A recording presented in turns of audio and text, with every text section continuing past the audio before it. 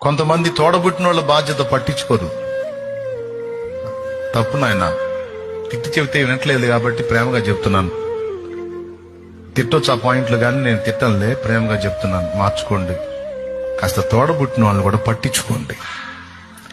వాళ్ళు పిచ్చోళ్ళో మంచోళ్ళో, తెలివిగా ఉన్నారో తెలియలేకున్నారో, వాళ్ళ చదువు ఎట్టుందో, వాళ్ళ పరిస్థితులు ఎట్లున్నాయో. నీ తమ్ముడు ఎలా ఉన్నాడో చూడనానా?